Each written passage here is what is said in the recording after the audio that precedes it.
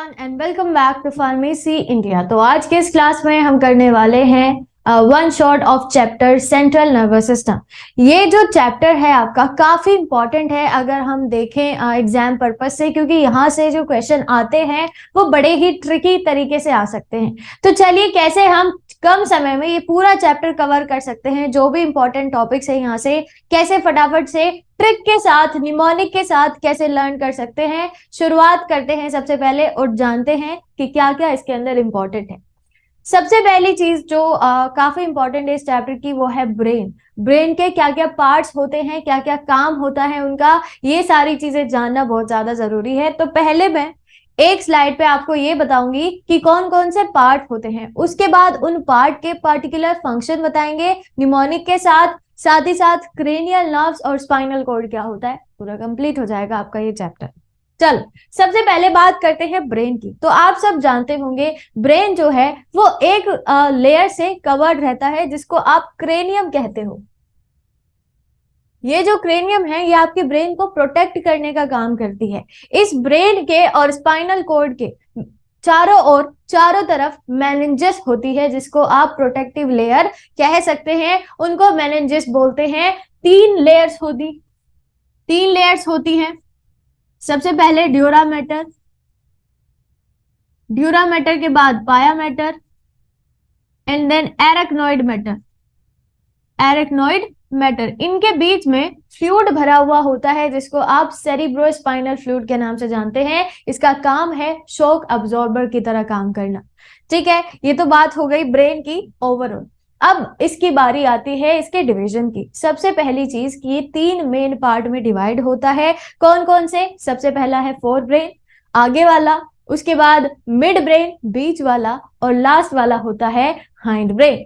Fore brain की सबसे पहले बात करते हैं कैसे ये डिवाइड होता है। याद रखिएगा कि fore brain is the largest part, ठीक है, जहां पर आपका थिंकिंग, आप चल रहे हैं, खा रहे हैं, पी रहे हैं, क्या चीजें याद रखनी है क्या नहीं रखते, सारी चीजें आपको यहाँ पर स्टोर्ड रहती है। मेमोरी से रिलेटेड सारी चीजें यहीं पर रहेंगी। यहाँ पर कुछ न्यूक्लियाइज पाई जाती हैं जिनका काम है स्टोरेज का, मेमोरी बेस्ड चीजों को याद करने का, नई मेमोरीज बनाने का, पास्ट एक्सपीरियंस को स्टोर करने का।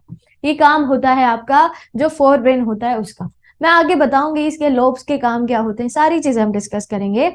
सबसे पहले याद रखिएगा कि ये जो फोर ब्रेन है लार्जेस्ट पार्ट है। ये अगेन तीन पार्ट में डिवाइड होता है। कौन कौन से? पहला होगा सबसे ऊपर वाला सेरिब्रम। ठीक, सेरिब्रम। अब सेरिब्रम भी ऐसे ही नहीं होता है कि हमने बना दिया ये वाला पार्ट हो गया सेरिब्रम, नॉट। जो सेरिब्रम होता है वो कुछ इस तरीके का होगा। ठीक है, इसको आप सेरिब्रल हेमिस्फेयर्स के नाम से भी जानते हैं। These are cerebral hemisphere. ठीक है, सेरिब्रल हेमिस्फेयर जो आपस में कनेक्टेड रहते हैं with the help of corpus callosum. और ये बहुत इंपॉर्टेंट है, ये लर्न याद रखेगा कि जो दो हेमिस्फेयर्स होते हैं, देखो अगर आप यहां से इसको कट करेंगे आपके पास दो चीजें आ जाएंगी, एक इधर एक इधर, ये वाला और ये वाला, ये दोनों मिलकर सेरिब्रल हेमिस्फेयर बनाते हैं। बीच में ये जो सेंटर पार्टीशन होता है ये कनेक्टेड रहता है with the help of corpus callosum, जो कनेक्ट करने का काम करता है आपके सेरिब्रल हेमिस्फेयर्स को। चलिए, तो ये बात हो गई, आगे बढ़ते हैं। अब जो सेरिब्रम होता है ये अगेन फोर ब्रेन का सबसे लार्जेस्ट पार्ट होता है। फोर ब्रेन का लार्जेस्ट पार्ट, दो हेमिस्फेयर होते हैं और कनेक्टेड बाय कॉर्पस कैलोसम, ये मैंने आपको बता दिया। दूसरा जो पार्ट होगा दैट इज थैलेमस। थैलेमस का काम होता है, अच्छा कुछ चीजें ऐसी होती है ना, कुछ आपके दोस्त ऐसे होते हैं कि आपने उनको मैसेज दिया, ठीक है, वो बिना उसमें कोई छेड़छाड़ किए वो मैसेज जिसके पास तक जाना है उसको पहुंचा देते हैं। यही काम थैलेमस का होता है। जहां से भी, जिसके पास से भी ये मैसेजेस लेगा तो बिना उसमें कोई भी छेड़छाड़ किए, बिना उसमें कोई मॉडिफिकेशन किए उसको आगे ट्रांसफर कर देगा। रिले, ठीक है, रिले द मैसेजेस, ये वर्ड याद रखेगा जो रिलेटेड है विद थैलेमस। और ये थैलेमस प्रेजेंट होता है आपके लिम्बिक सिस्टम में, present in limbic system. Last part जो होगा हाइपोथैलेमस, सब लोग जानते हैं हाइपोथैलेमस बहुत काम होता है, एक आलमंड की शेप का होगा, बस आलमंड की साइज का होगा, बादाम जितना होता है उतना ही होगा बड़ा, लेकिन काम इसका अरे अरे बहुत ज्यादा होता है, आपकी मेमोरीज से रिलेटेड। ठीक है, आपको भूख कब लगनी है, प्यास कब लगनी है, कितनी लगनी है, ये सब किसके कंट्रोल में होता है, हाइपोथैलेमस के कंट्रोल में। ठीक है जी। अब आगे बात करते हैं मिड ब्रेन की। मिड ब्रेन अगेन 3 पार्ट में डिवाइडेड रहता है। सबसे पहला होगा यहाँ पर कॉलिकुलाई। अब कॉलिकुलाई भी 2 तरीके की होती हैं, सुपीरियर एंड इंफीरियर। सुपीरियर, दूसरी इंफीरियर। ठीक है, सुपीरियर और इंफीरियर कॉलिकुलाई के बाद जिसकी एंट्री होती है वो है आपका टेगमेंटम। ठीक है, टेगमेंटम, इनका नाम आपने जरूर सुना होगा। And third is cerebral pedicle. तो ये 3 पार्ट होते हैं मिड ब्रेन के। लास्ट रीजन पे आते हैं for hind brain, which is again a very important part. देखो, फोर ब्रेन और हाइंड ब्रेन इनका काम ज्यादा होता है, मिड ब्रेन का इतना काम नहीं है। ठीक है, मिड ब्रेन का इतना काम है ही नहीं। लास्ट वाला रीजन है जो आपका हाइंड ब्रेन, पीछे वाला पार्ट होता है। हाइंड ब्रेन फिर से 3 पार्ट में डिवाइड हो जाता है। सबसे पहला होगा सेरिबेलम। सेरिब्रम और सेरिबेलम में कंफ्यूज होंगे, ठीक है, लेकिन कोई बात नहीं, याद रखिएगा। सेरिब्रम पार्ट होता है फोर ब्रेन का, सेरिबेलम पार्ट होता है हाइंड ब्रेन का। सबसे पहला है सेरिबेलम। अब ये जो सेरिबेलम है, आपने जरूर सुना होगा कि सेरिबेलम, पॉन्स है, मेड्यूला है, ये चीजें आपस में कनेक्ट होकर क्या बनाती है, ब्रेन स्टेम का फॉर्मेशन करती है। ठीक है, दूसरा है पॉन्स और तीसरा है मेड्यूला। ये वही है मेड्यूला ऑब्लिंगेटा, जिसके पास सेंटर्स प्रेजेंट होते हैं बहुत सारे। Vomiting centre, respiration centre, breathing centre, आपका कार्डियोवास्कुलर सेंटर, सारे सेंटर यहाँ प्रेजेंट है। ये आपको ये बताता है कि आपका हार्ट बीट कब ज्यादा होगा, कब कम होगा, कब आपको वॉमिट आएगा, कब नहीं आएगा। ये सारी चीजें किसके हाथ में होती है, मेड्यूला ऑब्लिंगेटा के। कब आपका जो रेस्पिरेशन रेट है वो बढ़ाना है, कब कम करना है, तो ये सारी चीजें मेड्यूला ऑब्लिंगेटा कंट्रोल करता है। चलो, और एक चीज इंपॉर्टेंट चीज कि मेड्यूला से ही स्पाइनल कॉर्ड निकलता है। ठीक है, मेड्यूला ऑब्लिंगेटा से ही स्पाइनल कॉर्ड का फॉर्मेशन होता है जी। फिर बात करते हैं ब्रेन स्टेम की। अभी अभी मैंने बताया कि ब्रेन स्टेम किन किन चीजों से मिलकर बनेगा। सबसे पहले मिड ब्रेन, उसके बाद पॉन्स एंड देन मेड्यूला। ये तीनों चीजें मिलकर बनाती है ब्रेन स्टेम। तो ये हो गया major portion of your central nervous system, that is brain. आगे बढ़ते हैं। नेक्स्ट जो मैं कराने वाली हूं वो है ब्रेन के पार्ट विद देयर फंक्शन। तो एक टेबल है छोटी सी प्यारी सी, उस टेबल से आप ये चीज समझ लेंगे कि कौन कौन से पार्ट का क्या क्या काम होता है। सबसे पहले शुरुआत करते हैं ऑसिपिटल एरिया से। अच्छा, मैंने बहुत इंपॉर्टेंट चीज आपको नहीं बताई है, तो मैं यहीं पे लिखवा देती हूँ। जो सेरिब्रम होता है उसमें कुछ लोब्स पाए जाते हैं। ठीक है, सेरिब्रम जो फोरब्रेन का पार्ट है उसमें कुछ लोब्स पाए जाते हैं, जिसमें सबसे पहला नाम आता है फ्रंटल लोब का। फ्रंटल लोब का ये आपका फोरहेड बनाता है। ठीक है, देन बात करते हैं पेराइटल, ये रूफ बनाता है। ठीक है, इसके बाद बारी आती है टेम्पोरल, ये प्रेजेंट होता है beneath the parietal. Next is occipital and it makes the base of brain। ठीक है, तो ये 4 पार्ट होते हैं, ये 4 लोब्स होते हैं सेरिब्रम के, और इनकी अपनी अहमियत है। देख पा रहे होंगे, frontal, parietal, occipital and temporal. यहां पर आप चीजें स्टोर करते हैं, याद करते हैं। आपने एक बार स्विमिंग सीख ली, फॉर एग्जाम्पल आपने साइकिल चलाना सीख लिया, स्विमिंग सीख लिया, तो वो कहीं ना कहीं सबकॉन्शियसली वो आपके माइंड में स्टोर हो जाता है। ठीक है, जब आप सालों बाद साइकिल पर बैठेंगे आपको ऐसा लगेगा कि हमको नहीं आता है, लेकिन आप 1 बार 2 बार चलाएंगे आपको आ जाएगी, क्योंकि आपने सीख ली है वो चीज, यहाँ पर फिट है। ठीक है, तो ये चीजें यहीं पर स्टोर्ड रहती हैं। एक बार आप कोई चीजें, कोई मूवी देख लेते हैं, तो दोबारा जब आप देखोगे आपको ऐसा लगेगा कि ये मूवी हमने देखी हुई, चाहे आप सालों बाद देखें, क्योंकि वो स्टोर हो जाती है, पास्ट एक्सपीरियंसेस आपके स्टोर हो जाते हैं और नए एक्सपीरियंसेस बनते रहते हैं। ठीक है, चल अब काम करते हैं अपने फंक्शन पर। सबसे पहला जो पार्ट है आपका वो है ऑसिपिटल एरिया, जिसका काम है विजन का। ठीक है, क्या चीजें आप देख रहे हो, कैसे वो स्टोर हो रही है ना, आप देख लेते हो, आप रास्ता याद कर लेते हो, कैसे याद होता है, यहाँ पर स्टोर होके। ठीक है, देन कोडेट न्यूक्लियस, जो कोडेट न्यूक्लियस होती है उसका काम है आपकी बॉडी का मूवमेंट करवाना। इसी के साथ साथ प्यूटामेन, ये जो प्यूटामेन है इसका भी काम होता है मूवमेंट करवाने का। थैलेमस की बात कर लेते हैं, तो आपके इमोशंस को कंट्रोल जो करता है वो है आपका थैलेमस। आपको रोना आ रहा है, हंसी आ रही है, आप दुखी हैं, खुश हैं, ये सारी चीजें किसके कंट्रोल में होती है, थैलेमस के। याद रखिएगा, it is also known as relay centre, relay centre. इसके बाद बात करते हैं पल्विनर थैलेमली, इसका काम होता है सेंसर सिस्टम को संभालने का। ठीक है, आपकी बॉडी में भी सेंसर्स होते हैं, सब लोग जानते हैं। नेक्स्ट बढ़ते हैं कॉर्टेक्स सेरिब्री की बात करते हैं, जो सोचने का काम करता है। ठीक है, सोचने का काम करता है। लोबुलस पेराइटलिस सुपीरियर, सुपीरियर कॉलिकुलाई, इसका काम है नॉलेज का, लर्न करते हो चीजें। ठीक है, साइकिल है या फिर जो भी है, स्विमिंग है, पढ़ लिया, वर्ड्स याद हो जाते हैं, तो ये सारी चीजें हाथ में होती है आपकी सुपीरियर कॉलिकुलाई की। नेक्स्ट गायरस फ्रंटलिस मीडियस, इसका काम होता है कॉग्निटिव फंक्शन का। अब ये मैं क्यों बता रही हूँ, क्योंकि आपसे ऐसे पूछा जा सकता है कि what is the function of lobulus parietalis superior, option दे देगा, तो आपको पता होना चाहिए कि इसका पर्टिकुलरली फंक्शन है क्या। सेरिबेलम की बात करते हैं, तो सेरिबेलम का काम है आपकी बॉडी में मेंटेनेंस बनाकर चलना, इक्विलिब्रियम संभालना। बॉडी बैलेंस रहेगी, कब रहेगी, जब आपका सेरिबेलम काम करेगा। अब फॉर एग्जांपल जो लोग अल्कोहल का सेवन करते हैं, मदिरा का सेवन करते हैं, तो उनका जो सेरिबेलम है वो थोड़ा सा हिल जाता है। आपने देखा होगा आसपास अपने एरिया में कि जो लोग अल्कोहल पी लेते हैं बहुत ज्यादा, उसका इंटेक बहुत ज्यादा अमाउंट में कर लेते हैं, तो वो उनकी बॉडी बैलेंस नहीं रहती। ठीक है, वो क्यों नहीं रहती है, क्योंकि सेरिबेलम, ये जो सेरिबेलम है ये अपना जो आपा है वो खो देता है। ऐसे आप याद कर सकते हैं। ठीक है, उसके बाद कॉर्पस कैलोसम की बात करेंगे, जो कि हेमिस्फेयर्स को कनेक्ट करता है, ये ट्रैक्ट बनाता है।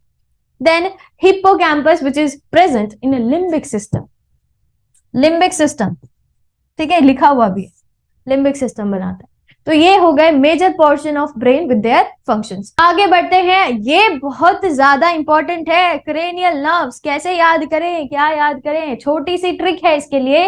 एक लाइन आप याद कर लीजिए, only one of the two athletes feels very good and victorious. ठीक है, एंड विक्टोरियस, ये एक लाइन लर्न कर लो, आपको सारी चीजें याद हो जाएंगी।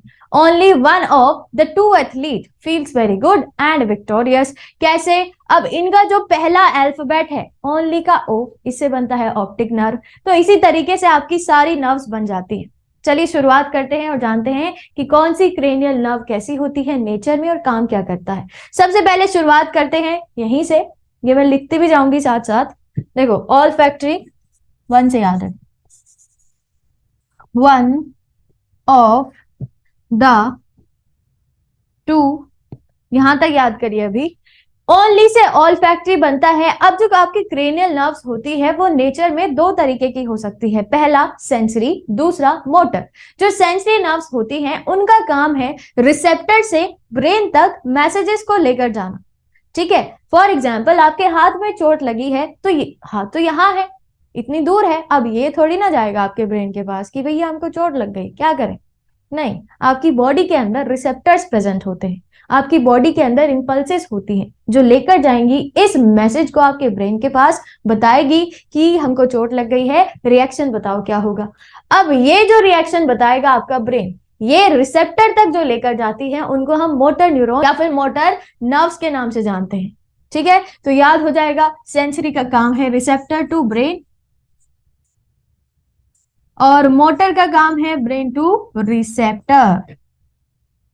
ठीक है, चल तो ऑल्फैक्टरी की बात कर रहे थे, which is sensory in nature. Olfactory का नाम सुनते ही आपके दिमाग में आया होगा ये कहीं ना कहीं स्मेल से रिलेटेड होगा, नोज से रिलेटेड होगा। ठीक है, तो जो भी चीजें आप स्मेल करते हो, जो भी चीजें XYZ, वो आपके ब्रेन तक कैसे पहुंचेगा? इस ऑल्फैक्टरी नर्व के थ्रू। ऑप्टिक की बात करें तो ये सेंसरी इन नेचर होता है। ठीक है, सेंसरी इन नेचर और देखने का काम करता है, विजन का काम करता है। थर्ड है आपकी पैथेटिक या फिर ट्रोक्लियर। बेसिकली ट्रोक्लियर नर्व के नाम से ही पूछा जाएगा। ठीक है, ये जो ट्रोक्लियर नर्व होती है, it is a motor in nature और इसका काम होता है रोटेशन ऑफ आई बॉल का। Total number of cranial nerve is 11। तो एक एक करके याद करते जाइएगा। ट्राइजेमिनल की बात कर लेते हैं और it is mixed in nature, यानी ये मोटर भी है, ये सेंसरी भी है। Motor plus sensory.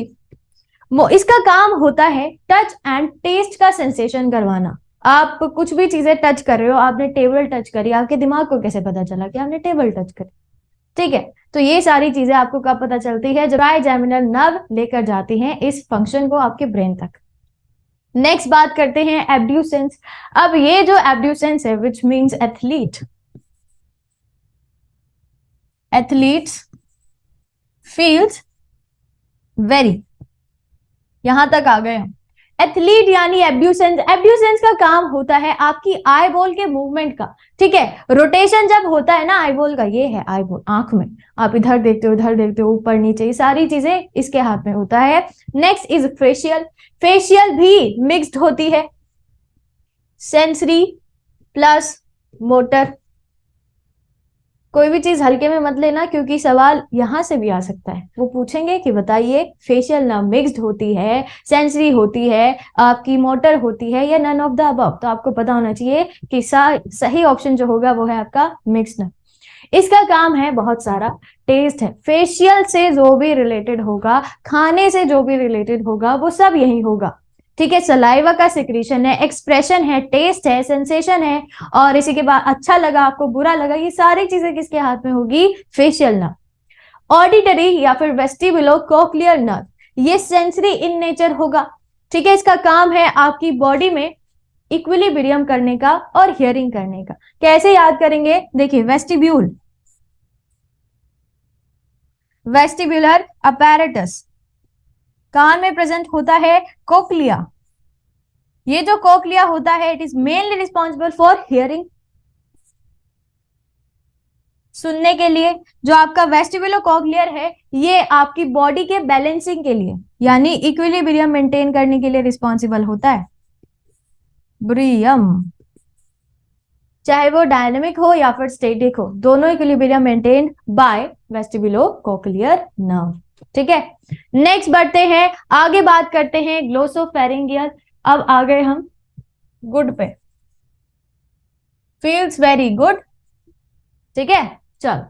तो ग्लोसोफेरिंगियल जो नर्व होती है, अगेन मिक्स्ड होगी, आपके टेस्ट में काम करती है, फेरिंगियल कॉन्ट्रैक्शन में, सलाइवा के सिक्रीशन में, सब में रिस्पॉन्सिबल होती है। वेगस नर्व की बात करेंगे, मिक्स्ड इन नेचर होगा, मोटर प्लस सेंसरी, और इसका काम है आवाज को प्रोड्यूस करवाने का। लैरिंग्स, साउंड बॉक्स से आवाज प्रोड्यूस करवाएगा, ब्रीदिंग कंट्रोल करेगा, कार्डियक शोक करेगा, और इसी के साथ GIT यानी गैस्ट्रो इंटेस्टाइनल ट्रैक्ट की जो मूवमेंट्स होती हैं, जो उनका सिक्रीशन होता है, सब कुछ किसके कंट्रोल में होता है? Vagus nerve. बहुत इंपॉर्टेंट है, सवाल यहां से आ चुका है। ठीक है, तो याद रखिएगा vagus nerve, PYQ। 10th cranial nerve होगी, बहुत सारे काम होते हैं इसके। आगे बढ़ते हैं, एक्सेसरी स्पाइनल की बात करें तो ये मोटर होती है, मूवमेंट ऑफ नेक, शोल्डर और बहुत सारी चीजें। आपका ये वाला जो रीजन होता है, बेसिकली ये वाला, ये किसके हाथ में होता है? एक्सेसरी स्पाइनल नर्व के। And last is hypoglossal. Hypoglossal motor in nature होता है और इसका काम होता है आपकी टंग के मूवमेंट का। ये है आपकी total cranial nerves which is 12 in number. सारी की सारी लर्न हो गई होगी आपको अभी तक। एक लाइन आपको याद रखनी है, मैं फिर से लिखवा देती हूं। क्या है line? Only one of the two athletes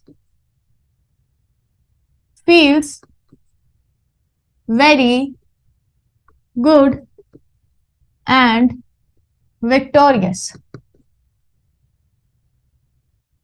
ये याद कर लो, आपकी जो नैया है वो पार हो जाएगी। लास्ट इस चैप्टर का जो टॉपिक बचा हुआ है दैट इज स्पाइनल कोड, तो इसको भी कवर कर लेते हैं और चलिए देखते हैं क्या होता है। देखो स्पाइनल कोड ये सीएनएस का ही पार्ट है, ठीक है, और सीएनएस का तो पार्ट है ही, लेकिन ये जो स्पाइनल कोड है, जैसे ब्रेन को क्रेनियम कवर करके रखता है, स्पाइनल कोड को भी एक चीज कवर करके रखती है जिसका नाम है आपका वर्टिब्रल कॉलम। ठीक है, कैसे होगा देखो, कुछ इस तरीके का स्ट्रक्चर होता है। ये है वर्टिब्रल कॉलम और इसी में बीच में एम्बेडेड होगी आपकी स्पाइनल कॉर्ड, प्रोटेक्टेड रहेगी क्योंकि मेन पार्ट है आपकी बॉडी का। अगर इसमें थोड़ी बहुत खरोच आई तो आप समझ जाइएगा कि क्या हो सकता है। आप खड़े हो रहे हैं अपने पैरों पे, किसकी मदद से? स्पाइनल। आप बैठ पा रहे हैं, लेट पा रहे हैं, किसकी मदद से? स्पाइनल कॉर्ड की। तो इसीलिए मेजर पोर्शन है आपकी बॉडी का।